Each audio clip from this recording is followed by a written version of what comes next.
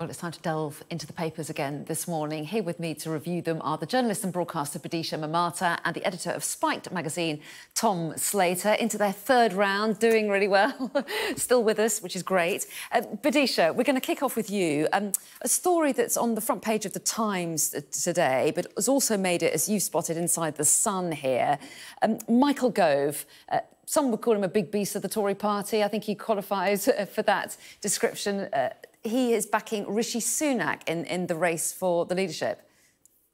Yes, I don't think big beast is a misplaced term. He's one of the sort of mid or pre-pandemic big names that you'd hear about in the headlines all the time. And he's come out to punt for Rishi Sunak against Tory leadership rival Liz Truss. And he said that Truss has, in fact, taken a holiday from reality. Now, he's not saying that she's gone crackers or anything like that. But what he is saying is that she is neglecting the needs of the poorest and most vulnerable in society because her proposed economic plans really only tackle those who are already rich. So she's proposed changes to corporation tax and national insurance, and she's rejected what she calls further handouts. But Gove is saying that, look, this doesn't get anywhere near the biting point of the coming recession, the cost of living crisis, and all the omni-shambles of deprivation and inequality economically that we're currently suffering. It's interesting that he would then back Rishi Sunak because Rishi Sunak is, this is a phrase which is not often used of him, the underdog in this race because Truss is really pulling ahead to the lead. But the other interesting thing about Michael Gove's article in The Times is he's slipped in a rather plangent, melancholic side note, which is pointing out that he doesn't expect to be in government again, that he's enjoyed 11 years in the cabinet under 3 prime ministers. So, in a sense, he's taking a back seat, a backbencher seat, perhaps, and stepping away from the fray, the rough and tumble. Now, in the extent of a career, 11 years doesn't sound like a very long time to have a career, but it's a very long time in politics. That does qualify him for big beast, rhinoceros or elephant status in terms of political animology, shall we say. We've all got fabulous images in our mind now. Thank you for that, Bidisha. Let's move on to a different issue, shall we, Tom? And it's one that we've been focusing on a lot in recent weeks, and it's about water firms. While many areas are being told they can't use their hose pipes at the moment because of drought conditions, a lot of focus on water firms and how much they're doing about it. So what's this article tell us? So these are figures from water leakage from the water firms last year, and they lost 1 trillion litres via leaky pipes over the course of the past year. That equates to about almost 500,000 Olympic-sized swimming pools. And given the fact that, as you were saying, there's these hose pipe bans which are being announced across the country. There are various different parts of the country which have been said to be technically in drought at this point.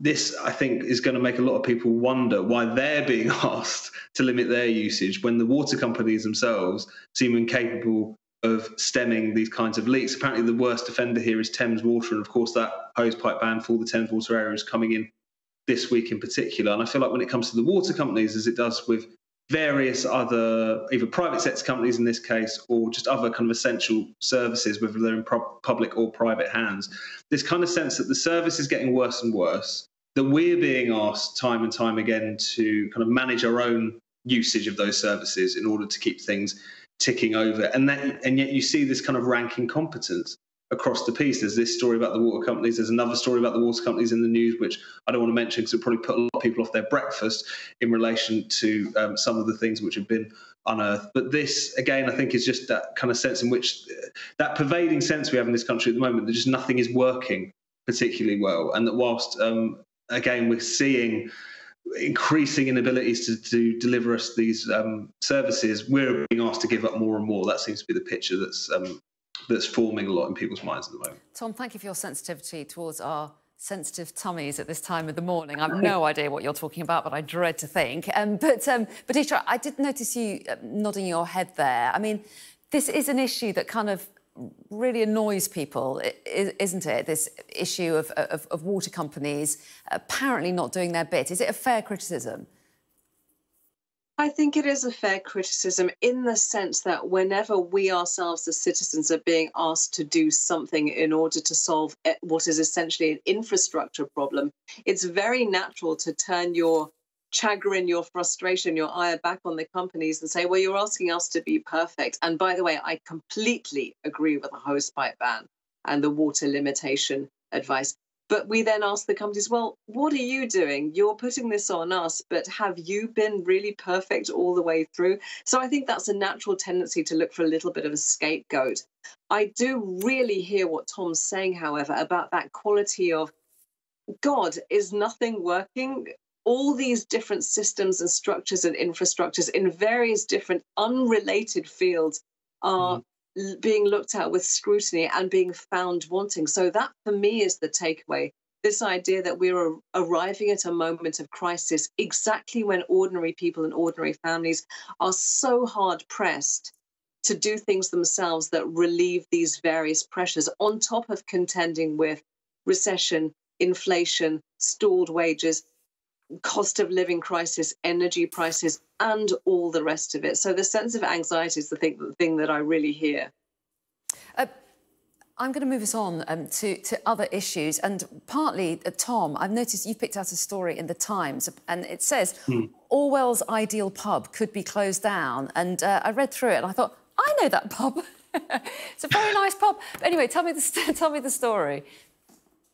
Yeah, so this is the Compton Arms in Islington, which is a really historic pub. It's been open since the 1800s, and it was frequented, I should say, by George Orwell. He actually wrote an essay once in the Evening Standard in 1946 describing his kind of ideal fictional pub called the Moon Underwater, which is in large part based on the Compton Arms, this particular pub.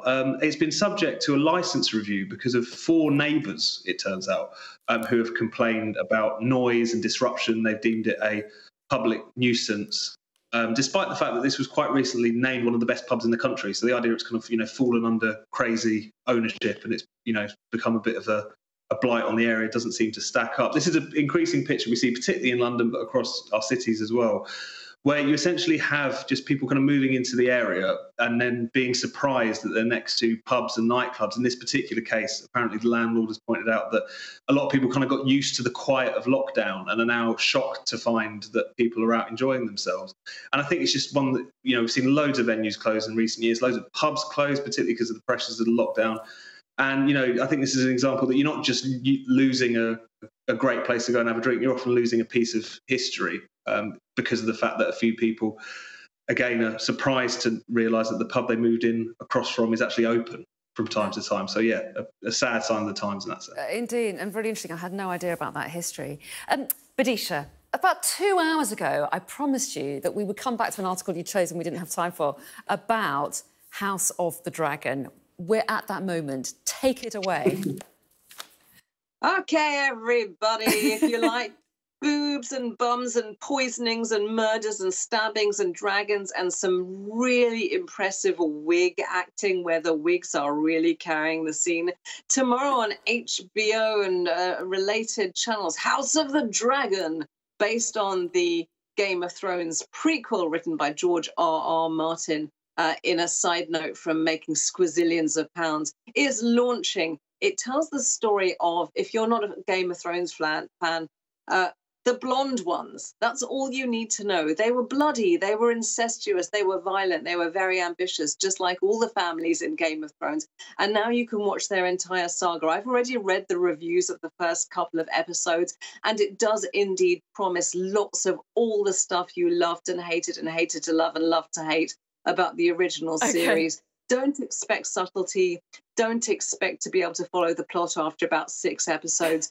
Do just sit back and enjoy the fabulous costumes and all the stuff. We have to leave it there, but I really enjoyed that burst of enthusiasm we saw from you there. I've got to say goodbye to both of you. Thanks both very much.